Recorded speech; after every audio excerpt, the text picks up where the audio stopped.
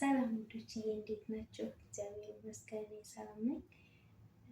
ማነው ከቤት ወጣ ባለ ሰዓት አንዳንድ ነገሮችን እየገዛ አሁን ላይ ግን ተጠራቅሞበት ካርጎ ለመላክ ደግሞ የከበደው ይዞ ለመግባትም ከ46 ኪሎ እና በእጅ ደግሞ 7 ኪሎ ነው የሚቻለው ብለዋል እና ከባድ ነው።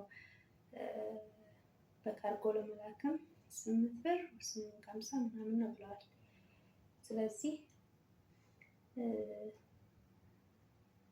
ጠቃሚ ነገሮችን ካልሆነ እንደኔ ባትገዙና መጨረሻ ላይ የምታደርጉት እንዳትቸገሩ ማለት ነው። ማለት ይዘን ለመግባት ከ46 ኪሎ በላይ እና ከ7 ኪሎ በላይ አይፈቀድም። ስለዚህ ጠቃሚ ያልሆነ ነገሮችን ለምሳሌ ልብስ ነክ ነገር መርጠን ሀገራችን ብንገዛው ብዬ አስባለሁ እንደኔ ማለት ነው። እዚህ አምሮን የገዛነው ነገር እዛ ላይለበስ ይችላል ሀገር ስንገባ። እዛ የተለያየ ፋሽን ነክ ነገር ስለሆነ እዚህ ያማረን ነገር ግን እዛ የማንለብሰው ብዙ ልብስ ሊኖር ይችላል። እኔም ባለፈው ገብቼ ስላየሁት ማለት ነው። እና እንደኔ ሳታስቡት አንዳንድ ነገሮችን እየገዛችሁ ያጠራቀማችሁ ልጆች እናንተ ምንም ማድረግ አይቻልም፣ መጣልም አይቻልም። ያው የምችሉ ከሆነ ያው ካርጎ ማድረግ ነው እንደምንም ብላችሁ ማለት ነው። ሳንቲም ስለሆነ ያወጣንበት እኔ አሁን ከተዘጋጀሁ ምናምን ቆይቻለሁ። ቆይ ዛሬ ቆይ ነገ እየተባልኩ ነው እስካሁን የተቀመጥኩት ማለት ነው። እና ግን በዛ ሰዓት ብዙ ልብሶችን ጥያለሁ። ሀገር በቃ እገባለሁ ምናምን ብዬ አስቤው በነበረበት ሰዓት በቃ ወስኜ ስለነበረ በዛ ሰዓት በጣም ብዙ ልብስ ነው የጣልኩት።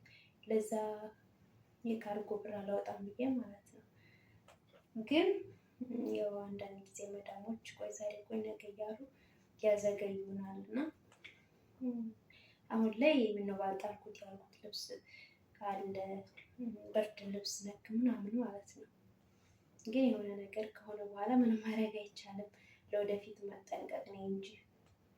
ስለዚህ እስካሁን ያልገዛችሁ ልጆች ወደፊት ለመግዛት የምታስቡ ብራችሁን ብታጠራቅሙትና ሀገር ስትገቡ የፈለጋችሁትን ነገር ብትገዙ ብዬ አስባለሁ። ሀገር የገቡትን ልጆች እየመከሩ ነው። አትግዙ፣ ብራችሁን አጠራቅሙ። እዚህ እውነት ነው ውድ ላይ መስለን ይችላል። ግን እዚህ የገዛንበት እዛ ሲመነዘር አንድ ነው። ግን እዛ ለመግዛት ስናስብ ብዙ ነው የሚመስለን፣ እዚህ ትንሽ ነው የሚመስለን። ግን ያው ነው፣ ዞሮ ዞሮ ያው ነው። ስለዚህ ሀገር ስንገባ ሳንቲማችንን ይዘን የፈለግነውን ነገር ብንገዛ ብዬ አስባለሁ። እና አሁን እኔም ከኪሎ በላይ ነው እንደማደርገው በጣም ግራ ገብቶኛል። እዚህ ጋርም አለ፣ እዛም ጋር በፌስታል እዚህም ጋር በፌስታል እያደረገው አጠራቅሜያለሁ። እና እስኪ እንግዲህ ሴትዮዋ እሺ የምትለኝ ከሆነ ከ46 ኪሎ በላይ ኪሎ እንድትገዛልኝ ማለት ነው። እንደዛ አደርጋለሁ። እንደዛ የማይቻል ከሆነ አልጥለውም መቼም ብር ነው የወጣበት። ስለዚህ ብቻ እንግዲህ እስኪ የሚሄድበት ሰዓት ይዳረስና ደግሞ የዛን ሰዓት አሳያችኋለሁ።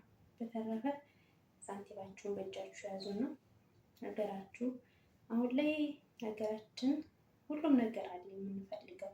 እዚህ ከሆነን ግን የምንፈልገውን ማናገኝ ምናምን ይመስለናል። ግን ሁሉም ነገር አለ። ሳንቲማችንን መያዝ ብቻ ነው የሚጠበቅብን።